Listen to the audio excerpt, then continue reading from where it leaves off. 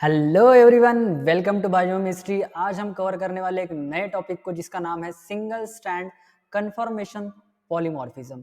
Single strand conformation polymorphism को हम short form में बोल सकते हैं SSCP। किस तरीके से ये वर्क करता है, क्यों हमें इस सिंगल स्ट्रैंड कन्फर्मेशन पॉलीमॉर्फिज्म की जरूरत पड़ी और किस तरीके से ये पॉलीमॉर्फिज्म आइडेंटिफाई करने में हमें हेल्प करता है, ये सारी चीजें इस वीडियो में हम कवर करने वाले हैं, तो जुड़े रहिए। चलिए देखते हैं। क्या आपको याद है रेस्ट्रिक्शन एंजाइम क्या होता है करके? हमने रेस्ट्रिक्शन एंजाइम को क्या बोला था कि ऐसी एंजाइम जो पर्टिकुलर लोकेशन पे क्या कर सकती है, कट कर सकती है। सपोज ये एक क्या है, रेस्ट्रिक्शन साइट है और ये एक क्या है, दूसरी रेस्ट्रिक्शन साइट है। इस रेस्ट्रिक्शन साइट पे बाइंड होके ही क्या कर सकता है, जो हमारा रेस्ट्रिक्शन एंजाइम है वहां पे कट कर सकता है, और वही होता भी है। देखिए यहाँ पे इस साइड पे क्या होगा, जो हमारा रेस्ट्रिक्शन एंजाइम है वो बाइंड करेगा और यहाँ पे क्या करने वाला है, कट करने वाला है। ये नॉर्मली होता है, ठीक है। अगर हम बात करें कि अगर इस रेस्ट्रिक्शन साइट में अगर म्यूटेशन हो गया, देखिए ये म्यूटेशन हो गया, यहाँ पे क्या होना चाहिए था, जी होना चाहिए था, लेकिन क्या आ गया, ए आ गया, ACGGT। ठीक है, यहाँ पे क्या हो गया, ACAGT हो गया, मतलब जी की जगह क्या हो गया, ए आ गया। और जिसकी वजह से एक रेस्ट्रिक्शन साइट में क्या हो गया, एक म्यूटेशन हो गया।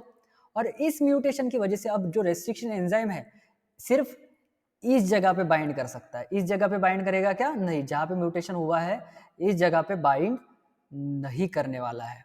तो इस तरीके से क्या होता है, जब हम जेल इलेक्ट्रोफोरेसिस की बात करेंगे तो हमको क्या मिलेगा कि इस ऑर्गेनिज्म में, सपोज ये ऑर्गेनिज्म नंबर 1 है और ये ऑर्गेनिज्म नंबर क्या है, 2 है, तो इसमें ज्यादा फ्रैगमेंट्स बनेंगे, इसमें कम बन सकते हैं, बनेंगे ही। ठीक है, तो जिसकी वजह से हम आइडेंटिफाई कर सकते हैं कि रेस्ट्रिक्शन साइट पे म्यूटेशन हुआ है, जिसकी वजह से क्या हुआ, हमको यहाँ पे कम फ्रैगमेंट्स मिले। और यही ऑब्जर्वेशन हमको देखने को मिलता है with the help of this fragments. यहाँ से हमको पता चल रहा है कि रेस्ट्रिक्शन साइट में क्या हुआ है, म्यूटेशन हुआ है। लेकिन जब मैं बात करता हूँ रेस्ट्रिक्शन साइट के अलावा, ये सपोज रेस्ट्रिक्शन साइट है, तो इधर जो बीच में होने का अगर म्यूटेशन हुआ, तो क्या हम जो हमने अभी यूज किया था जेल इलेक्ट्रोफोरेसिस, क्या हम उससे आइडेंटिफाई कर सकते हैं ये सारी चीजें? नहीं।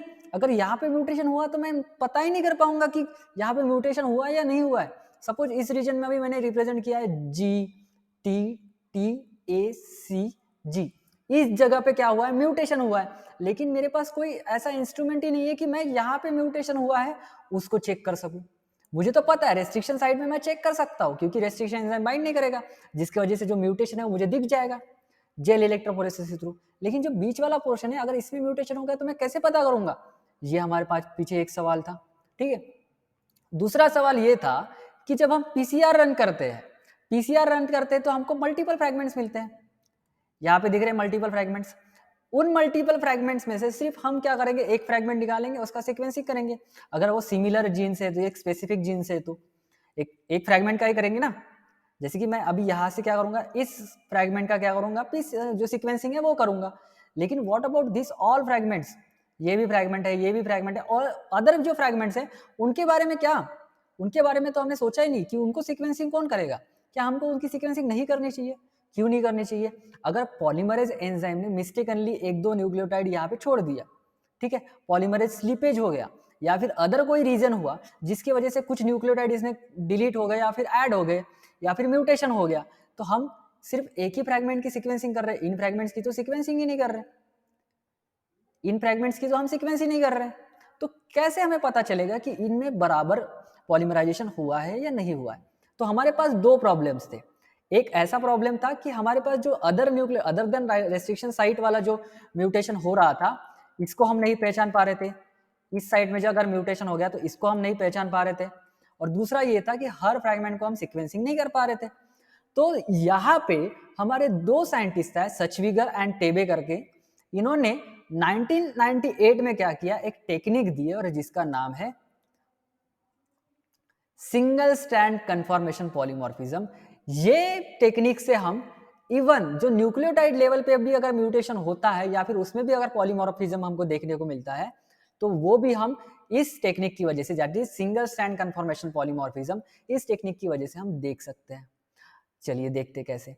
ऑर्गेनिज्म 1 इसमें से मैंने क्या किया, एक स्पेसिफिक फ्रैगमेंट को क्या किया, पीसीआर के थ्रू एम्पलीफाई किया।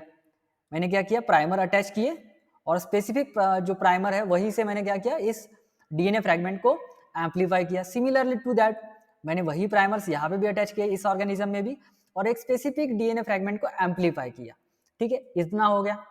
अब जैसे ही मैंने एम्पलीफाई किया तो मल्टीपल फ्रैगमेंट्स मुझे मिलेंगे। अब इन सारे फ्रैगमेंट्स को मैंने किया डीनेचर। मैं सिर्फ यहाँ पे एक ही फ्रैगमेंट दिखाया, इसका मतलब ये नहीं कि एक ही फ्रैगमेंट है, यहाँ पे मल्टीपल फ्रैगमेंट्स होंगे। मैं सिर्फ इतना दिखा रहा हूँ कि इनको मैंने क्या किया, डीनेचर कर दिया। डीनेचर करना मतलब दो स्टैंड को सेपरेट आउट करना। सिंगल स्टैंड हो गया, अभी डबल स्टैंडर्ड था, अभी सिंगल स्टैंडर्ड हो गया। तो इस तरीके से क्या किया मैंने, डीनेचुरेशन किया। अब डीनेचुरेशन के बाद की बात करते हैं, तो हम क्या करते हैं, सिर्फ इसी फ्रैगमेंट को कंसीडर करते हैं या फिर इसी स्टैंड को कंसीडर करते हैं, यहाँ पे इस स्टैंड को, यहाँ पे इस स्टैंड को।